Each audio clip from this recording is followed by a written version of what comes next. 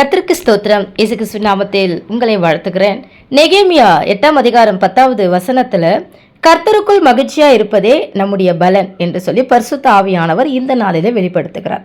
சில நேரங்கள்ல வாழ்க்கையில பாரம், சோதனை உங்க ஒவ்வொருவரையும் சோர்வடைய செய்யும். ஆனா கர்த்தர் உங்களுக்கு கொடுக்கும் இந்த மகிழ்ச்சி இது சாதாரணமானதல்ல.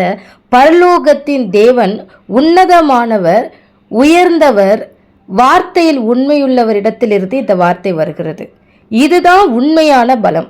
ஹல்லேலூயா. சூழ்நிலைகள் மாறலாம், மனிதர்கள் மாறலாம், ஆனால் கர்த்தர் தரும் இந்த மகிழ்ச்சி உங்களை தாங்கி பிடிக்கும். கவலைகளை மறங்க. ஹல்லேலூயா. கவலைகளை நீங்க மறந்து கர்த்தருக்குள்ள மகிழ்ந்திருங்க. அதுதான் உங்களுக்கு புதிய பலனை தரும். கர்த்தருக்கு காத்திருக்கிறவர்களுக்கு புது பலன் உண்டு. ஆமென். ஹல்லேலூயா. பரிசுத்த ஆவி உங்களிடத்துல வரும்பொழுது நீங்கள் பலன் அடைவீர்கள். ஒவ்வொரு நாளும் தேவன் உங்களை பலப்படுத்துவாராக. கர்த்தருக்குள் சந்தோஷமாயிருங்கள் என்று நான்